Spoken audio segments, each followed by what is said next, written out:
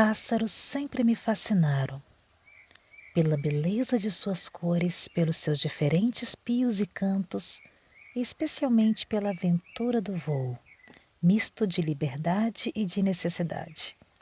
O voo para sentir os primeiros raios de sol sobre as penas geladas da brisa da noite, para buscar o alimento ou simplesmente para deslocar-se, em alegria a sentir o vento sobre e sob as penas, e poder brincar com as correntes de ar e seus efeitos sobre o voo e sobre o ser alado. Após um tempo escutando os cantos múltiplos dos pássaros, é possível relaxar o corpo, aquietar a mente e sentir fluir dentro de nós a energia que revitaliza, acalma e tranquiliza. Talvez por esse fascínio pelos pássaros, sinto que meu corpo se depara com a limitação da fisicalidade e também sinto a urgência pelo devir pássaro, não como imitação, como uma forma molar, mas com as intensidades de um pássaro em sua dimensão molecular. Foi apenas um pensamento. Eis que em uma miração, uma visão, um estado de consciência expandida despertada pela consagração da ayahuasca, o pássaro veio ao meu encontro e foi um bom encontro, daqueles que potencializam a alegria.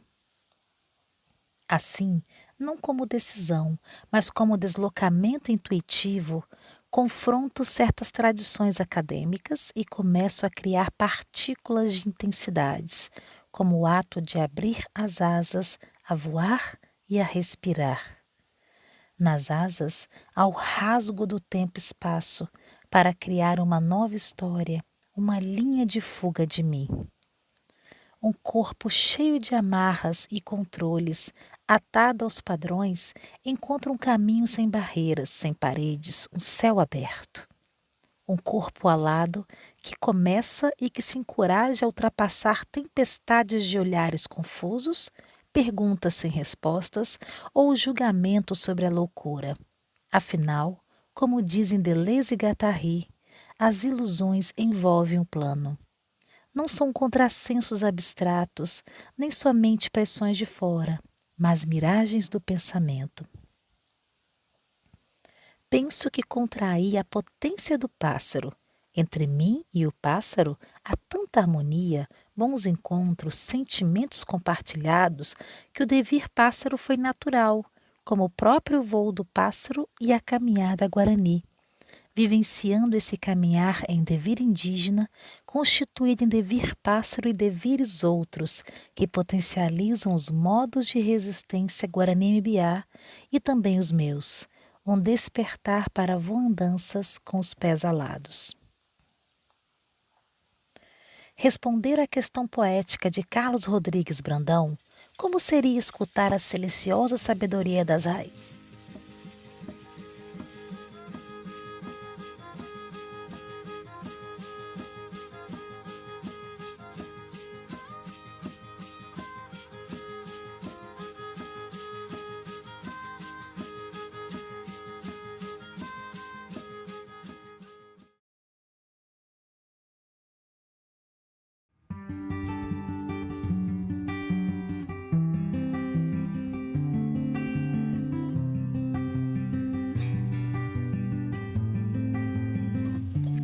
Segredos vegetais. Quanto haveremos de aprender quando, ao invés de apenas falarmos entre nós sobre as plantas, soubermos nos calar para ouvir a voz e, sem palavras, a sabedoria silenciosa das raízes, das flores e dos frutos. Responder à questão poética de Carlos Rodrigues Brandão só foi possível para mim com maior acuidade por meio dos rituais de consagração da ayahuasca. A ayahuasca é um chá enteógeno que provoca uma alteração no estado de consciência. O chá é produzido a partir da combinação do cipó mariri e de uma planta chamada chacrona, e é muito conhecido por diversas etnias indígenas da Amazônia em seus rituais de cura e de comunicação com o sagrado. Meu primeiro contato com a ayahuasca foi em busca de uma cura, após passar por inúmeras medicações, devido a um gravíssimo quadro de depressão que me invadiu e em mim fez morada durante pouco mais de 4 anos, afastando-me do convívio social e provocando meu pedido de exoneração das escolas em que atuava como professora concursada nas redes públicas de ensino de Cariacica e de Vitória.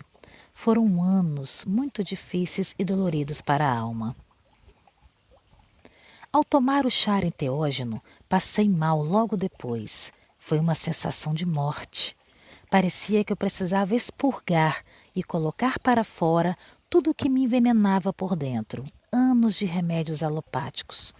Foi meu primeiro processo de desconstrução para o início de uma reconstrução de uma outra forma de mim.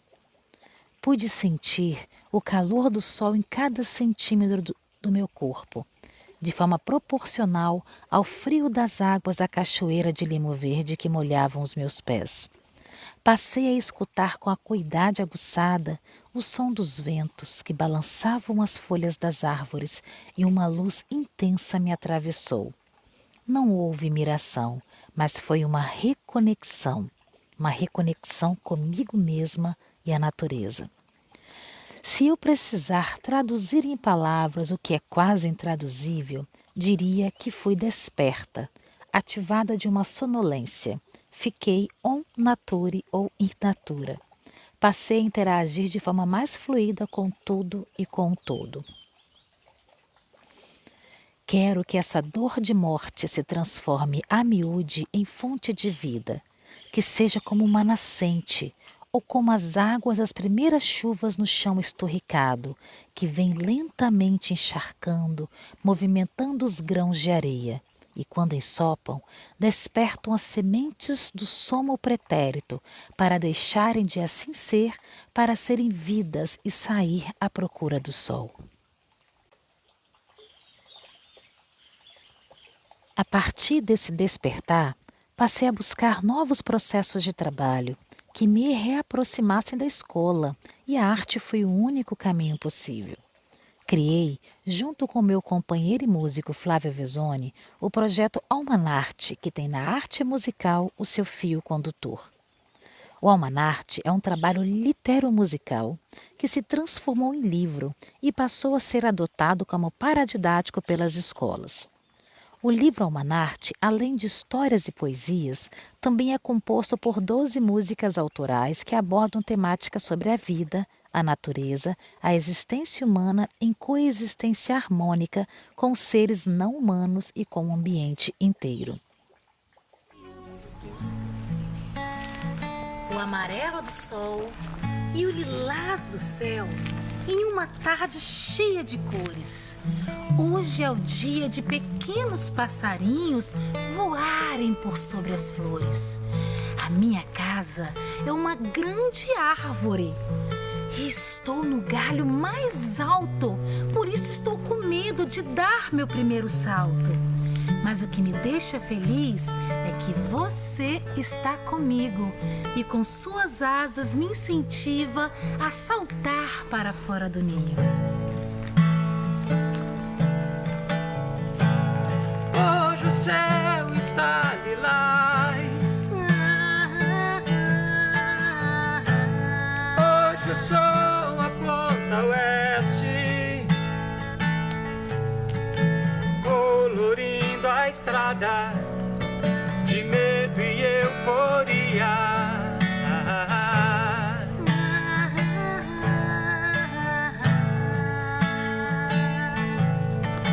Sou na multidão solitário, caminhando sobre o céu deserto. Você me acredita e eu me atiro ao alto.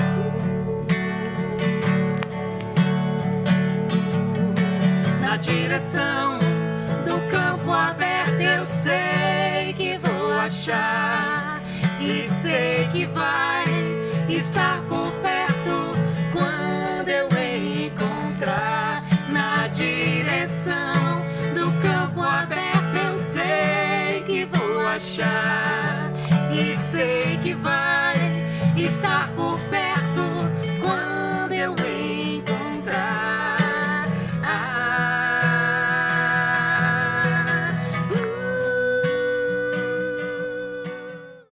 O Almanarte me ensinou que a aventura da vida está no acontecimento, no que nos agencia e nos impulsiona a saltar para fora do ninho. E voar exige esforço, movimento, perigo.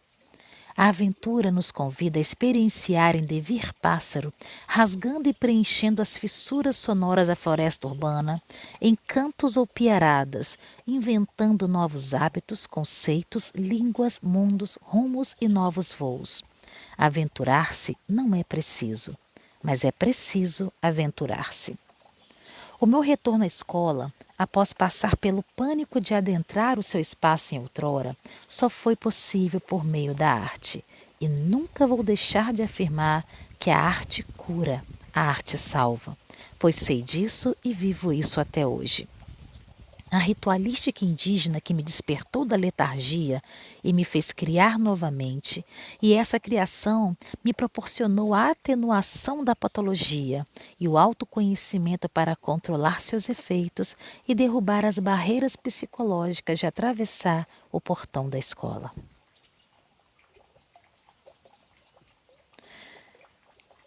Não pensamos sem nos tornarmos outra coisa, algo que não pensa, um bicho, um vegetal, uma molécula, uma partícula, que retornam sobre o pensamento e o relançam.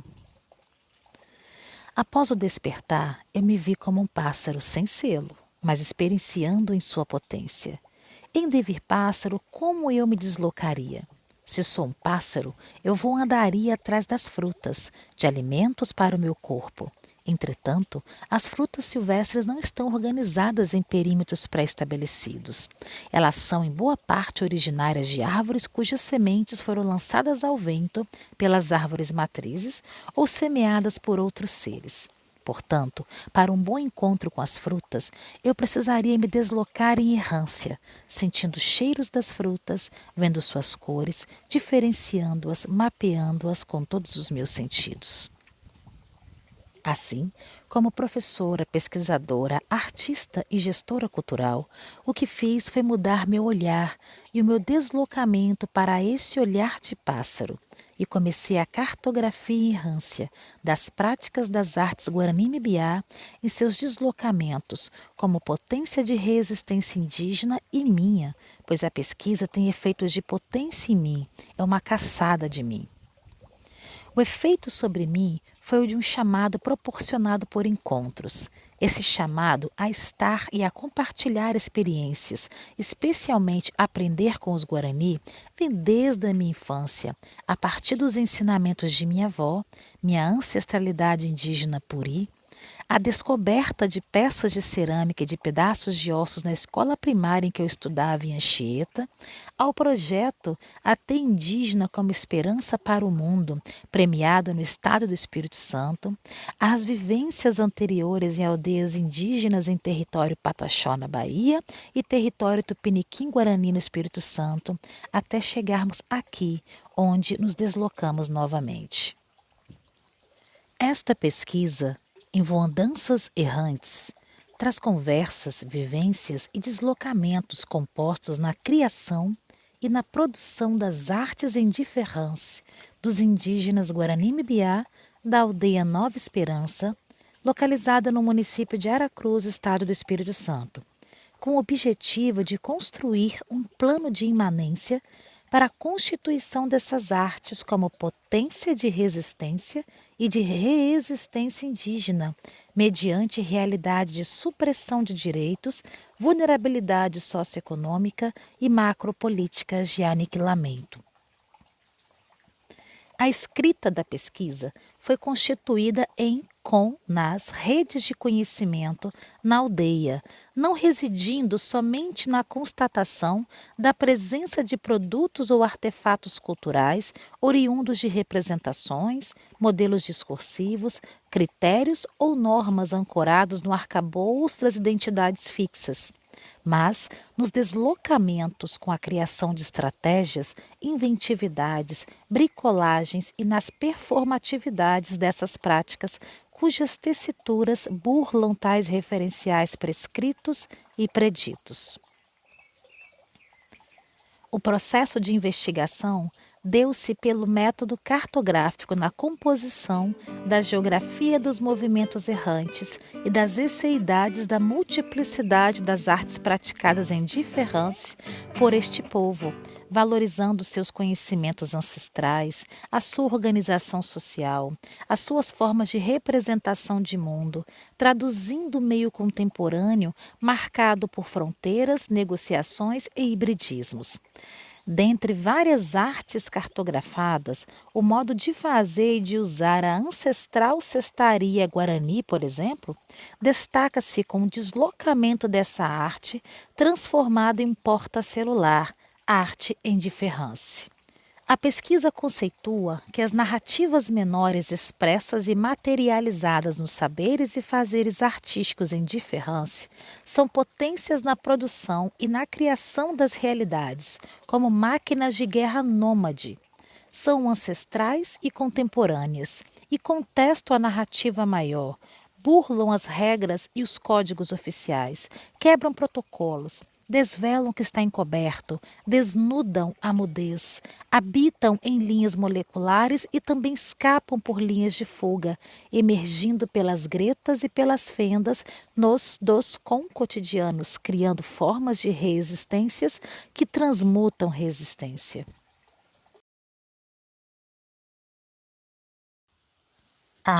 O primeiro voo. O que dizer? Tão difícil quanto inebriante. Minha vivência corpo em devir pássaro, em seu primeiro movimento, tropeçou, caiu, levantou e seguiu. E fez tudo isso novamente, mais uma vez, e continua a fazê-lo. O início de uma vivência corpo em errância, quando o deslocamento tem efeito de potência de vida habitada de experiências de alegria. Um pássaro que, mesmo temeroso, viaja e vai. Meu devir pássaro pesquisadora acontece em espaços-tempos Guarani-Mibiá em Aracruz, Espírito Santo, especificamente na aldeia Nova Esperança, Caguiporã, a aproximadamente 100 quilômetros de distância do meu habitat natural. Para chegar à aldeia, fui aprendendo que deslocar-me, assim como deve ser o bater de asas, é uma atividade energeticamente dispendiosa, quando é preciso sustentar o voo contínuo por uma centena de quilômetros. O percurso longo e cansativo fez com que, de forma similar à lenda de Ícaro, minhas asas derretessem nos deslocamentos. Tive um ímpeto de voltar, de desistir por diversas vezes.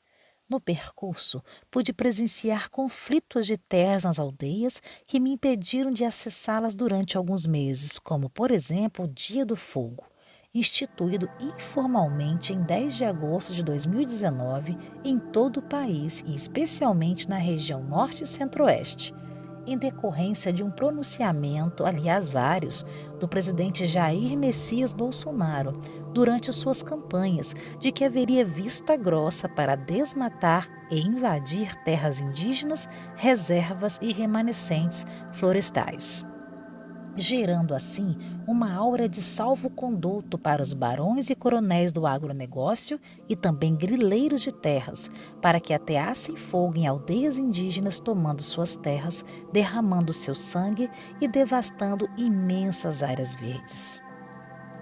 O Dia do Fogo alastrou-se por todo o Brasil, institucionalizando a barbárie, representada pelo ato de atear fogo em florestas para transformá-las em campos de pastagens e outras produções, queimando aldeias para amedrontar e expulsar os indígenas que residem nos territórios cobiçados.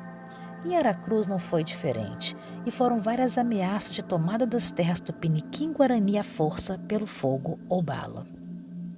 A pesquisadora, a pesquisa e penso que todos nós fomos também severamente impactados pela pandemia da Covid-19, oriunda do coronavírus SARS-CoV-2, de alta gravidade e com elevada transmissibilidade a nível global, que assolou o mundo e chegou ao Brasil em 2020, alastrando-se de forma espantosa e criando um misto de uma corrida contra o tempo, primeiro para identificar o patógeno e buscar a produção de vacinas, processo que esbarrou com a estupidez de governos, especialmente do governo brasileiro, que bradou falácias de negacionismo da doença.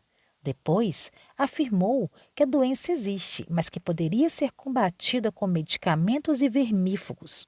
Depois de lançada a vacina, negou a sua eficácia e buscou desacreditar os institutos de pesquisa e a própria Anvisa. Tivemos no Brasil, até este momento, 666.444 mortes pelo vírus e estudos de vários institutos apontam que se o governo brasileiro tivesse adotado medidas de combate ao vírus, aquisição de mais vacinas e não tivesse negado a gravidade da pandemia, mais de 400 mil vidas teriam sido poupadas. A marca de governo genocida não poderia cair melhor.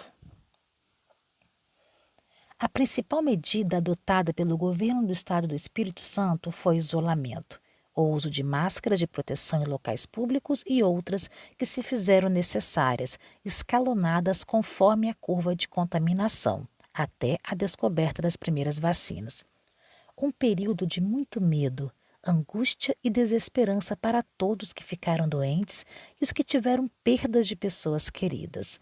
Foi um período muito difícil. Para todos os indígenas, especialmente os moradores da aldeia Nova Esperança, devido à distância de 7 quilômetros em relação à rodovia, o que tornou o isolamento duplamente eficaz, fazendo com que muitos indígenas desassistidos até então pelos poderes públicos passassem por graves privações. Os indígenas brasileiros foram os primeiros a serem vacinados no Espírito Santo. A vacina chegou em março de 2021, mas até o final de dezembro desse mesmo ano, apenas 44% dos indígenas brasileiros tinham sido vacinados por conta do negacionismo e do atraso na aquisição e distribuição do imunizante. Neste período, além das perdas pela pandemia, outras também tornaram o voo muito pesado e difícil. Dentre tantas vidas conhecidas ou não, a perda de um amigo de nosso grupo de pesquisa no início de 2021 foi muito complicada. A quem sou imensamente grata e honrada por ter convivido e compartilhado ideias, sonhos e vida. Júlio César da Silva Alvarenga, sempre, sempre presente.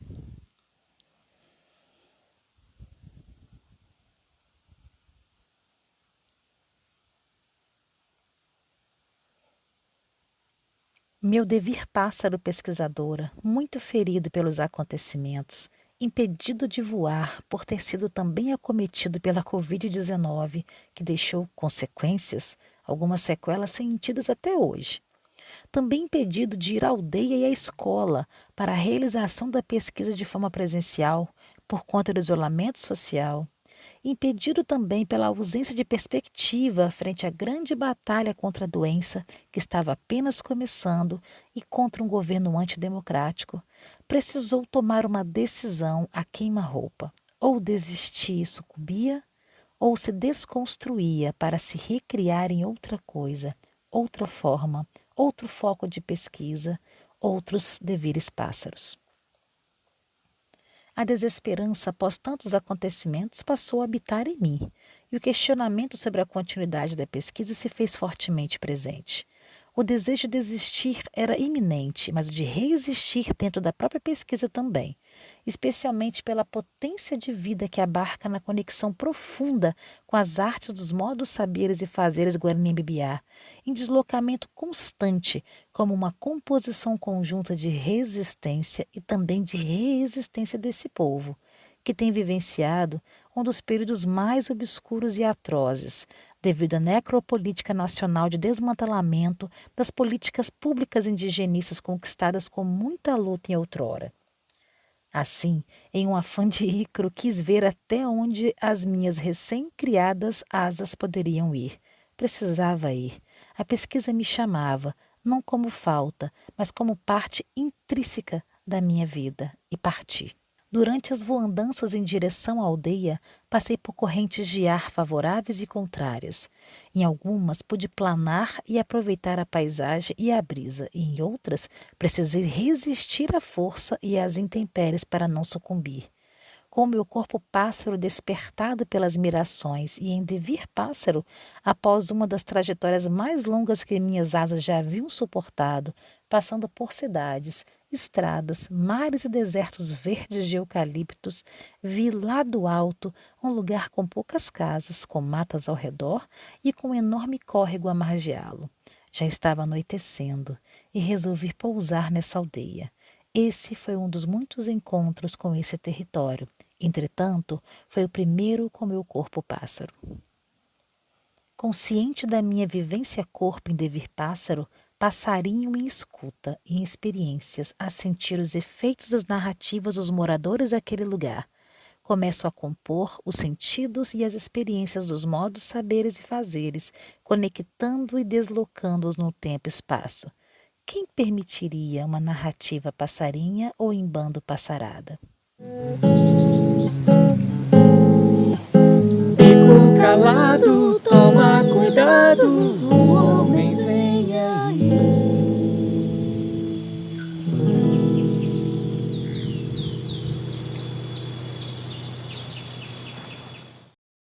As linhas dessa pesquisa são atravessadas e trançadas em uma rede de multiplicidades. Multiplicidades de voandanças, devires, de cantos, de vozes, de conexões e de narrativas a diferença, por meio do agenciamento, como dimensões de uma multiplicidade que muda necessariamente de natureza à medida que ela aumenta suas conexões. As linhas compostas na diferença fazem alusão ao conceito cunhado por Jacques Derrida.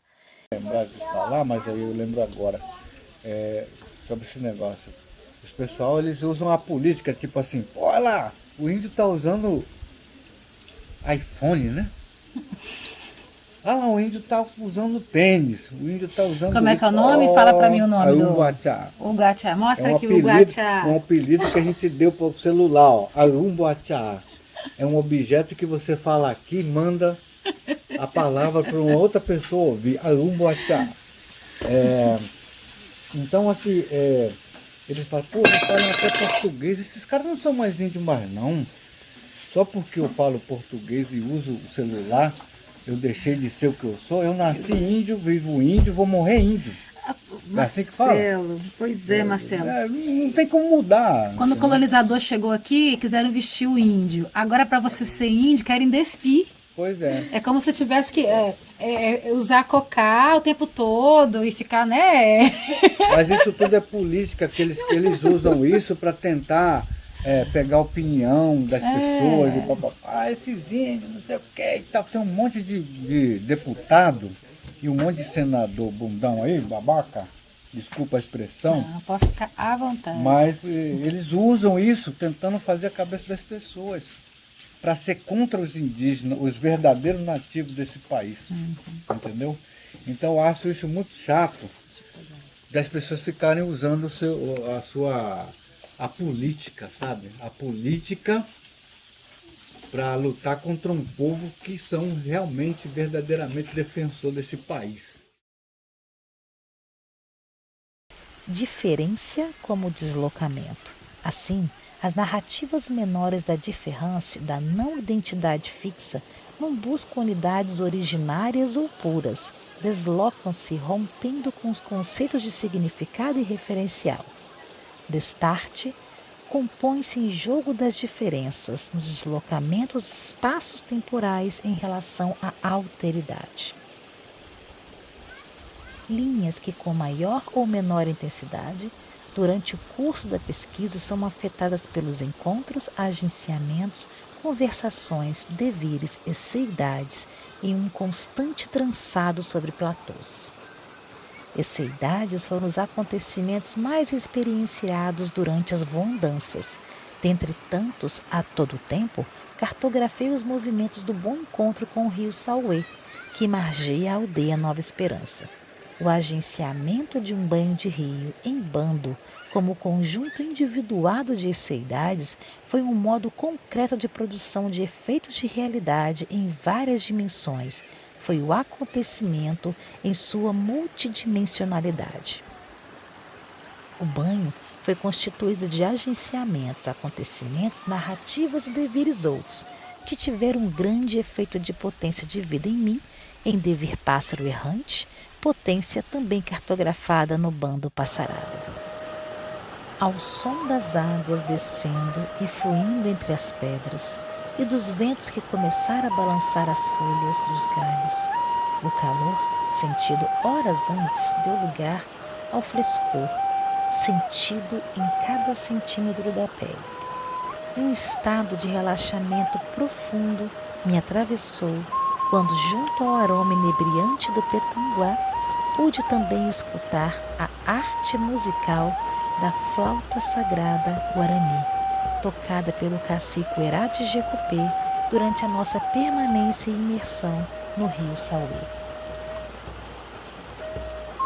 Em completo agenciamento do bom encontro com os sons, as imagens, os cheiros e as sensações para além das sensoriais, passarinhando no campo dos sentidos conectados aos signos da arte de cada instante e feito, de repente fui convidada a tocar um tambor xamânico. Mesmo ciente da prática de tocar tambor pelos indígenas nos rituais de cura, nas cerimônias e datas festivas, a presença do tambor xamânico entre os Guarani-Biá, compondo com seus instrumentos ancestrais, pode ser considerado um elemento de diferença e de deslocamento, pois os tambores ancestrais indígenas Guarani são mais pesados, feitos com couro de um animal esticado e preso ao tronco de madeira. Outra característica é a de tocar esse tambor tradicional com as mãos, não utilizando baquetas. O tambor xamânico, no formato utilizado na aldeia Guarani Nova Esperança, tem tradição marcante nas culturas indígenas norte-americanas, que também foram atravessadas por deslocamentos. Outro elemento importante cartografado como práticas artísticas em diferença, agenciada nos acontecimentos do banho e seidade, foi a presença de filtros dos sonhos. O filtro dos sonhos é feito em formato circular com fibras, cipós e galhos torcidos, com posterior tessitura de fios e linhas formando uma rede, espécie de teia de aranha, com uma abertura também circular no centro, que pode ser adornada com uma pedra. No arco de cipó são amarradas penas de pássaros que, segundo Herá de Jecupê, significam respiração e ar como elemento essencial para a vida. Os filtros dos sonhos, conhecidos também como apanhadores de sonhos, com poderes de separar e purificar as energias, são também oriundos de culturas norte-americanas e deslocaram-se a atravessar culturas outras. Assim, o percurso da escrita voanda em deslocamentos errantes e em potência da vida, um bom encontro que poderá vir a destacar a oposição constante entre o sentido de realidade que julgamos conhecer e outra em que predomina o desconhecido, o devir, em um ir e vir de experimentações e criações de novos conceitos em tramas e em movimentos sem moldes e padrões, guiados pelo eu devir passarinho, entretecido ao devir outro passarada. A pesquisa apresenta um plano de imanência para a criação do conceito vídeos narrativos, que são produzidos por meio dos agenciamentos em devir, nas esseidades que também produzem efeitos e deslocam o roteiro inicialmente planejado. Vídeos que narram por si mesmos as cenas do cotidiano, que capturaram o olhar e os sentidos e que foram gravados de forma espontânea. Cenas que não requerem explicação, pois são narrativas de si mesmas e, por não precisarem ser explicadas, podem produzir efeitos diferentes em cada espectador. Com indagações e incerteza, o entrelaço das próximas linhas continuará constituindo-se pelo desejo de cartografar a potência das artes cuja diferença cultural compunha como uma das principais práticas de resistência dos Guarani-Biá. Mas por que é preciso resistir?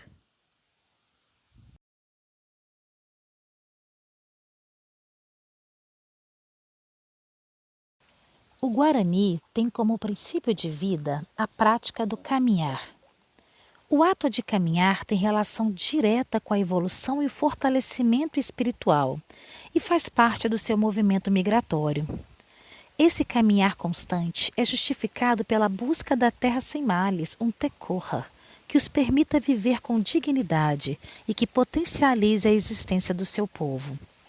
A diáspora guarani, saindo do sul do Brasil até sua chegada ao Espírito Santo, impulsionada pela revelação de um sonho da líder espiritual Tataxi Iarreté, constituiu-se em uma longa desterritorialização em Devir Pássaro.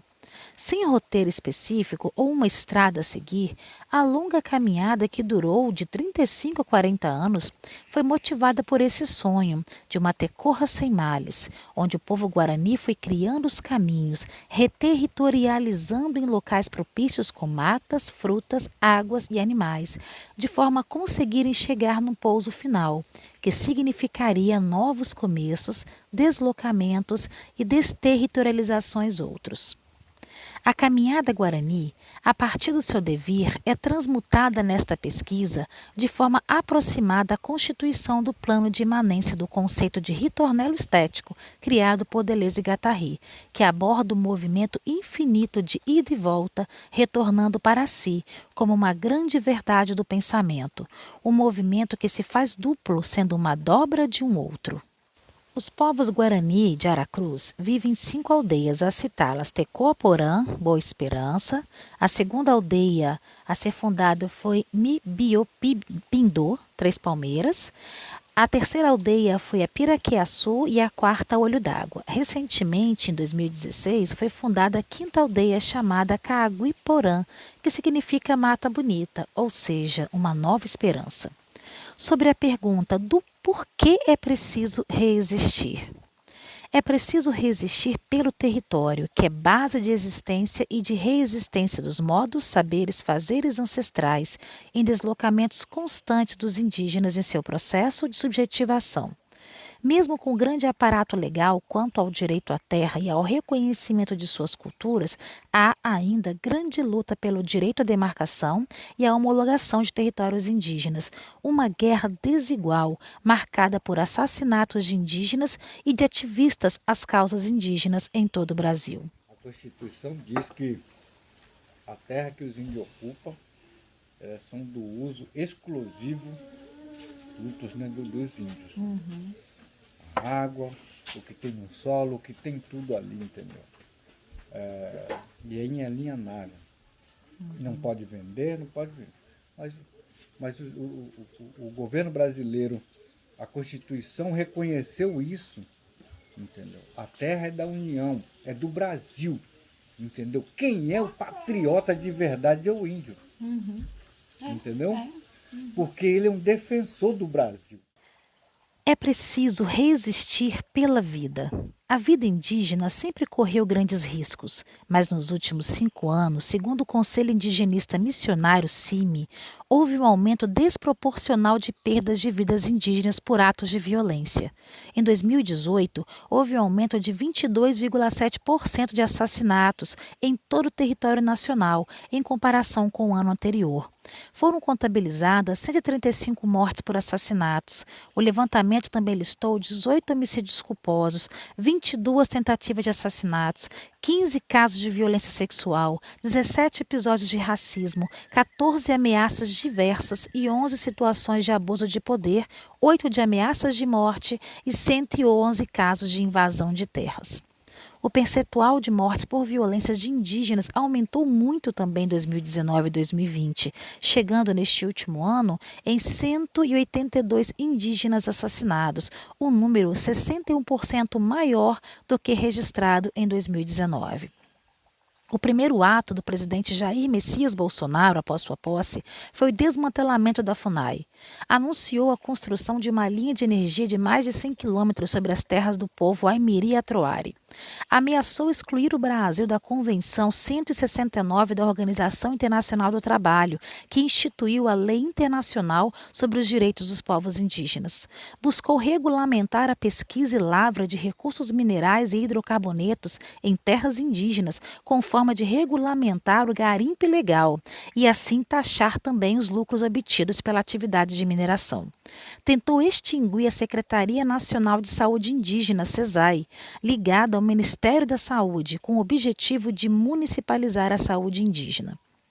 Os garimpeiros invadiram a nossa terra Waiampim, do centro da terra indígena Waiampim, na aldeia Marirã, onde eles mataram a liderança em Murá Waiampi, com 68 anos de idade.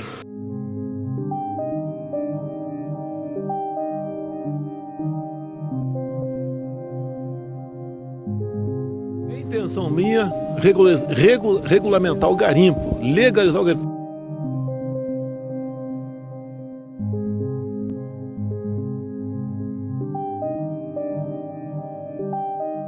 Agora, com esses discursos novos do Bolsonaro incentivando a exploração, que vai regularizar a exploração nas terras indígenas e tudo mais, para beneficiar empresas aí americanas que têm interesse nessa exploração, isso vem à tona de forma muito negativa, né? Porque retoma o acirramento de conflitos que já existia no passado em várias regiões de áreas indígenas, como é o caso lá do Yampim, e com o aval do governo federal, né? Com o aval da autoridade máxima do país. Então isso é muito delicado e problemático. Então ele vive produzindo esse tipo de discurso, e isso, quando chega lá na ponta, onde tem uma região que tem determinado conflito, as pessoas que estão em conflito com os povos indígenas lá entendem isso como um sinal positivo de que podem fazer tudo que for possível fazer para explorar o território disso, se for necessário matar, que mate, que é o discurso dele também do armamento. As pessoas recebem isso como um sinal positivo, uma carta branca para fazer o que quiserem, inclusive se for necessário matar.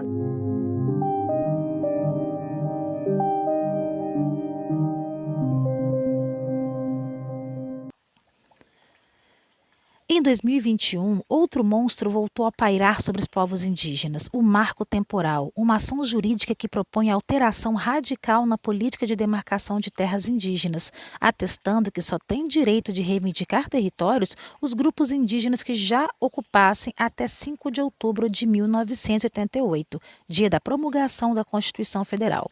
Mais um atentado que deixa as populações indígenas à margem dos seus direitos, facilitando a ação de invasores às terras que permanecem não legalizadas, estratégia da máquina de Estado para o aniquilamento desses povos.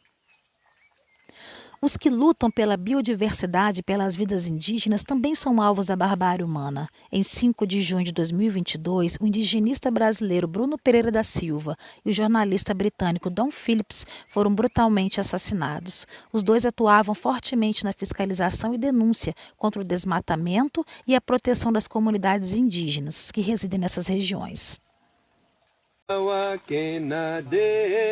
Marinawa Kenade.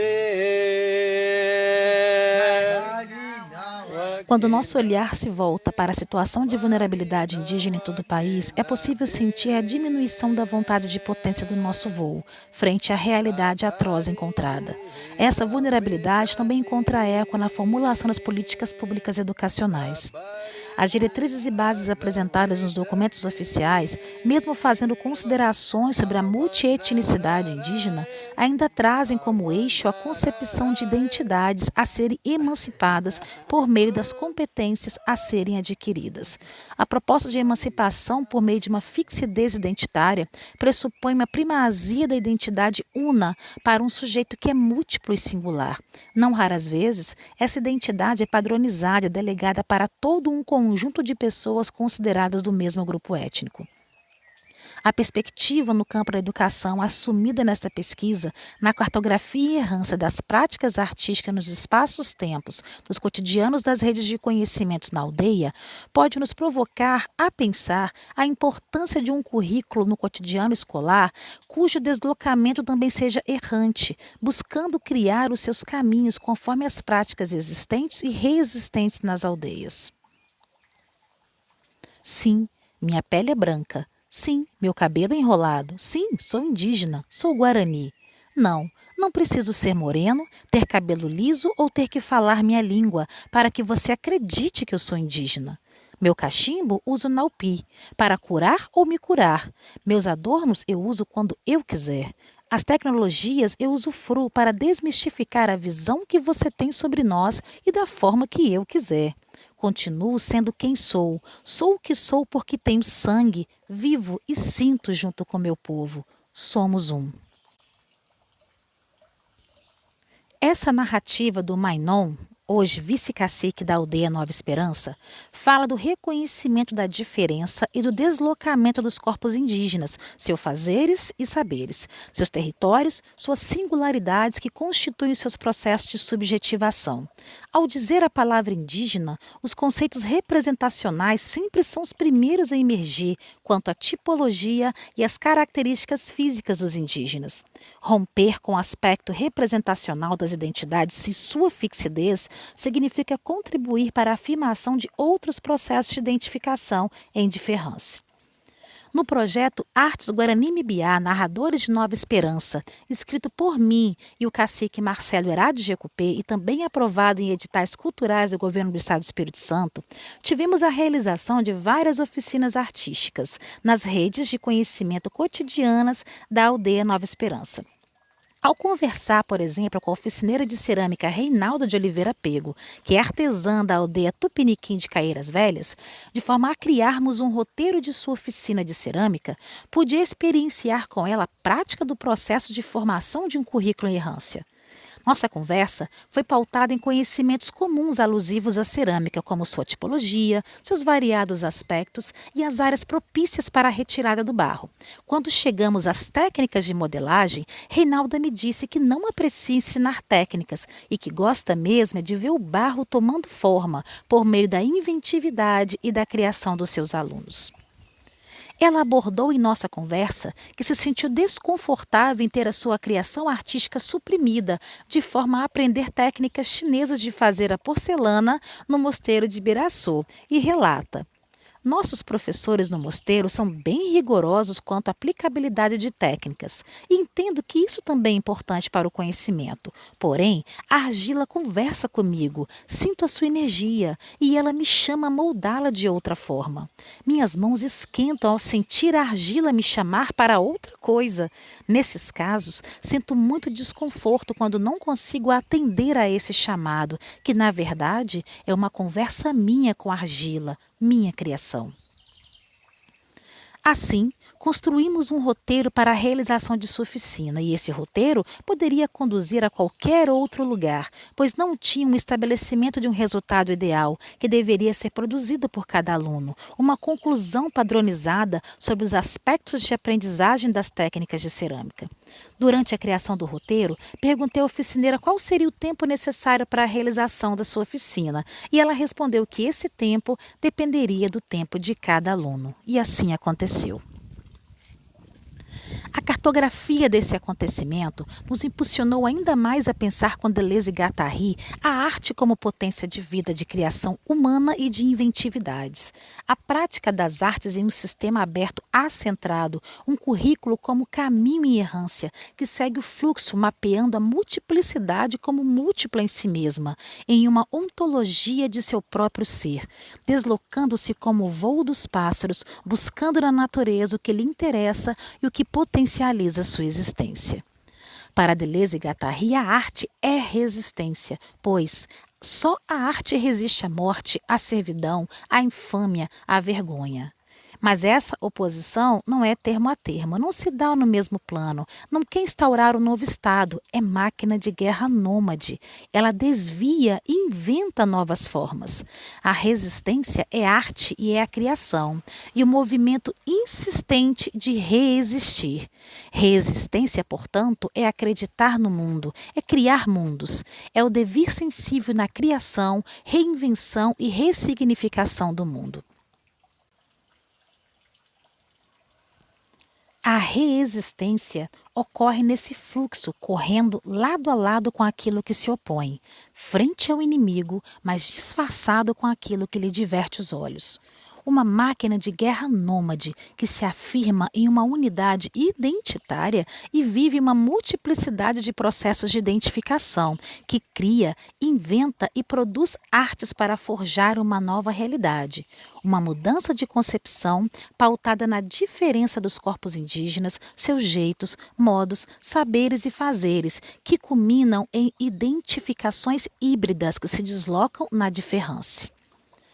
No território tupiniquim-guarani, há grande contexto de criação de arte da diferença, com a forte presença da bricolagem e do hibridismo artístico, especialmente evidenciada nos elementos da arte urbana do hip-hop, no forró e o sertanejo, inclusive com duplas e bandas que se apresentam e circulam pelo estado profissionalmente.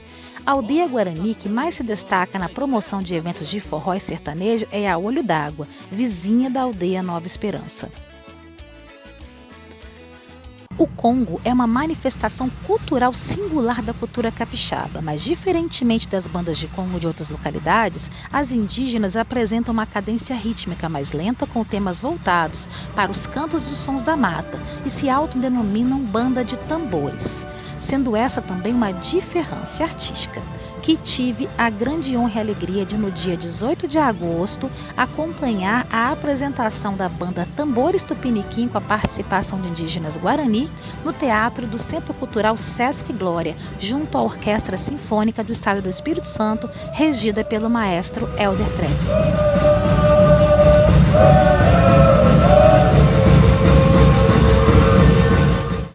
Os Guarani também resistem pelas artes da diferença, quando deslocam o fazer e o tocar do pau de chuva em uma nova invenção que não apenas populariza os saberes ancestrais desse instrumento ritualístico, mas também o transporta para uma dimensão contemporânea, como uma máquina de guerra nômade de se fazer presente em uma das principais galerias do Estado do Espírito Santo e com recursos de editais públicos do governo do Estado, a Galeria Homero Macena, localizada no centro de Vitória.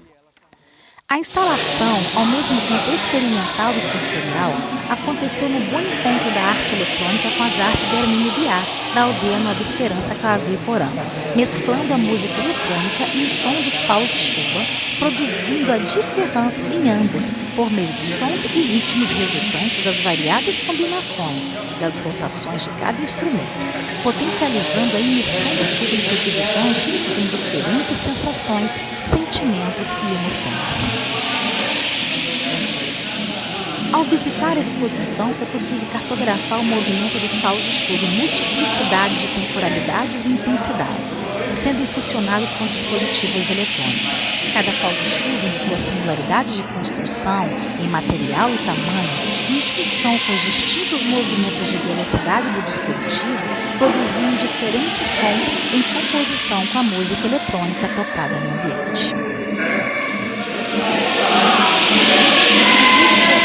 O coletivo Rei Coapa mostra o processo de fabricação do Imirapiriri, que é o pau de chuva, com a utilização de serra e de lixadeira elétricas, ao mesmo tempo que relata a forma como esse instrumento artístico era produzido antigamente.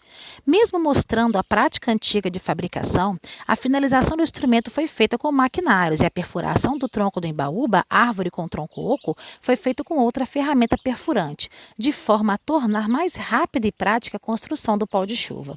O ancestral é sempre marcado por hibridismos e deslocamentos que o reinventam e o traduzem de novas formas. O chocalho Mibaracamiri, segundo as palavras do cacique Herade Jecupê, é considerado telefone para conversar com Deus.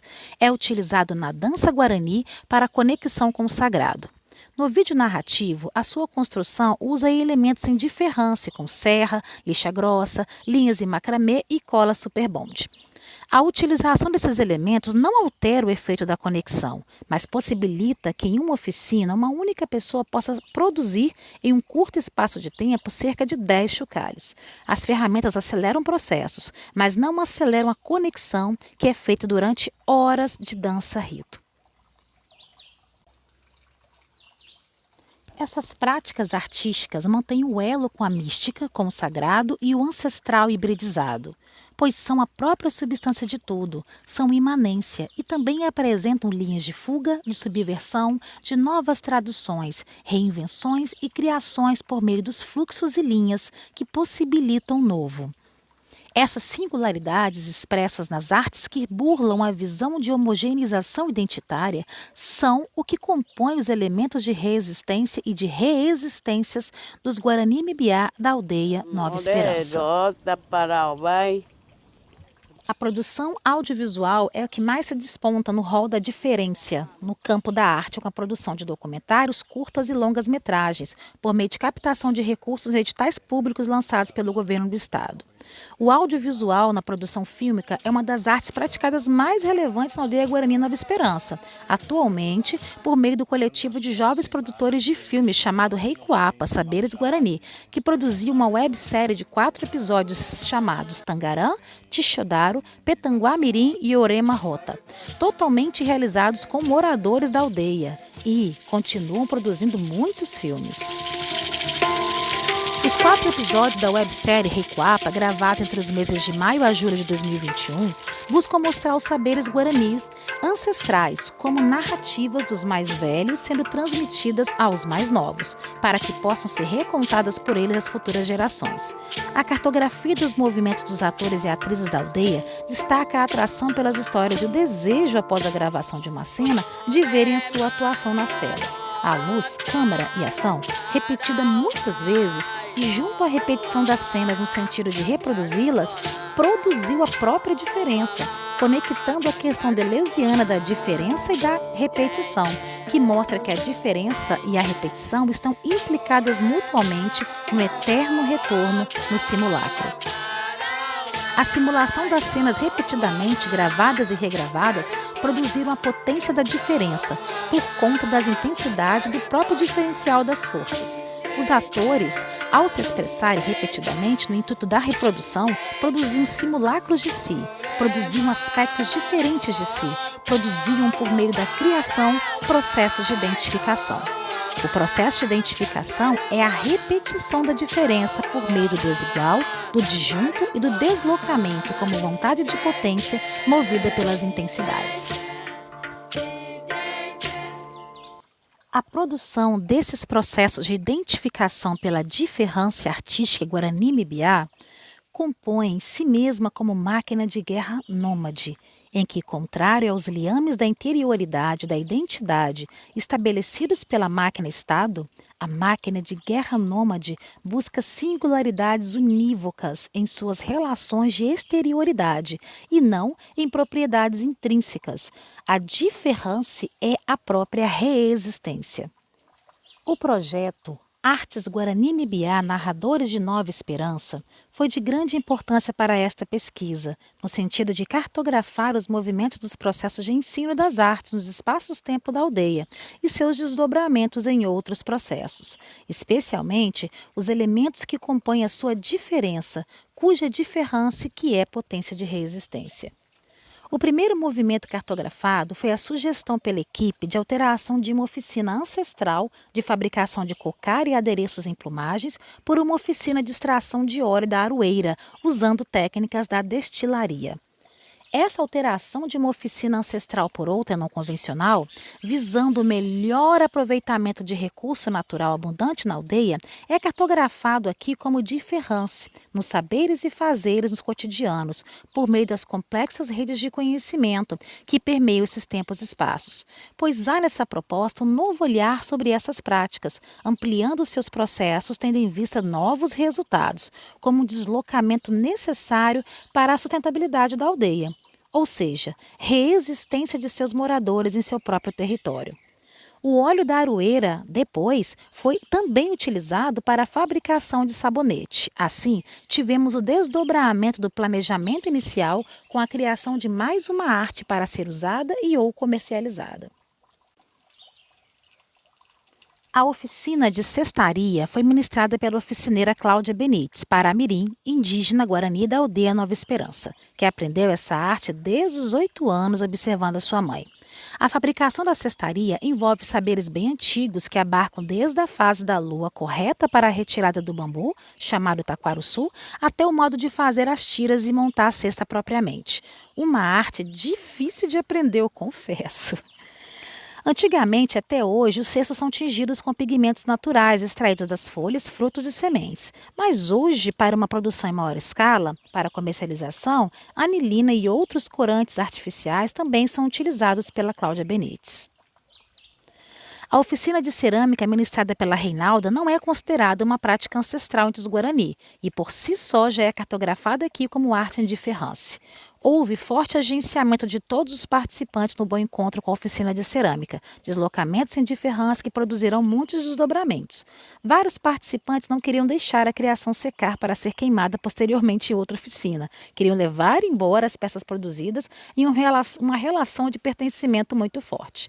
Outros pediram para levar argila para suas residências de forma que pudessem fazer outras peças e criar outras artes. Durante a realização do projeto, paralisamos tudo para um acontecimento muito especial: o nascimento do filho do cacique Uerá de Jecupê e Fernanda Caraí.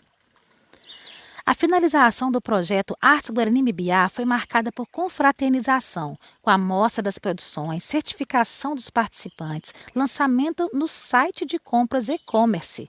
Agora, a Aldeia Nova Esperança possui um site para expor e vender suas artes. Quanta diferença, não é mesmo? Neste dia, pernoitei na aldeia e juntos fizemos uma grande fogueira. Cantamos, conversamos sobre projetos, tomando vinho e pitando petanguá. Após toda essa comemoração, dormimos em nossas barraocas e acordamos para um novo amanhecer com banho de rio e novas voandanças. A cartografia de todos esses acontecimentos nos impulsiona ainda mais a pensar com Deleuze e Guattari a arte como potência de vida, de criação humana, criação de uma vida bonita, cheia de afetos. Deixar-se afetar pelo outro também é um efeito do percurso dessa pesquisa em mim. Afetar-se por cada acontecimento, senti-los e experienciá-los, ver a beleza em cada movimento. A prática das artes indígenas não é constituída exclusivamente da criação artística em si. A prática das artes constitui-se nos modos de existência indígena. A vida é a própria arte, modos de existência como múltiplos em si mesmos, em uma ontologia própria do ser, modos de existência que se deslocam em errância e em devir pássaro, conectados aos acontecimentos, agenciamentos e esseidades pelo caminho, buscando na natureza o que lhe interessa e o que potencializa a sua existência. Com tudo o que foi vivido, sentido e criado, defendo, enfim, que a produção de processos de identificação e diferença artística Guarani-Mibiá compõe-se como máquina de guerra nômade que estabelece uma resistência à interioridade e à identidade fixa estabelecidas pela máquina-Estado. Uma máquina de guerra nômade que produz resistência à macropolítica do esmagamento das singularidades e resistência na criação de novas singularidades, pautada na diferença dos corpos indígenas, seus jeitos, modos, saberes e fazeres que culminam em processos de identificação híbridos que se deslocam na diferença. E é com uma imensa alegria que escrevo as últimas linhas desse meu devir pássaro pesquisadora, anunciando que o Brasil passou por um marco histórico de grande importância para a nossa democracia, especialmente para a proteção dos povos indígenas. No último dia dessa escrita, 30 de outubro de 2022, eu e 60,3 milhões de brasileiros elegemos o novo presidente da República, Luiz Inácio Lula da Silva. Mesmo ciente da polarização em que o Brasil se encontra, a vitória vitória do Lula trouxe o refrigério que tanto ansiávamos e trará também a certeza de que logo o processo de restauração da democracia, de reconstrução do país e o combate ao fascismo acontecerão. Em seu primeiro discurso, Lula já anunciou a criação do Ministério dos Povos Originários e isso já significa muito, pois consolida propostas de construção de mais políticas públicas para o reconhecimento, a valorização e a proteção dos povos indígenas. Nesse processo de finalização da pesquisa e início da redemocratização do país, as temáticas da arte e da cultura transformam-se nos fios coloridos, cuja tessitura realizada ao sabor e ao fluxo cotidiano pode vir a proporcionar uma trama muito bonita e alegre, adornada de pensamento, ação, resistência e criação. Ao chegarmos a essas linhas derradeiras do por enquanto, já em voandanças outras, a incerteza de sua prontidão sempre volta a assombrar. E isso é ótimo, sinal de que aliás, estamos no caminho crepuscular errante. Bora voandar?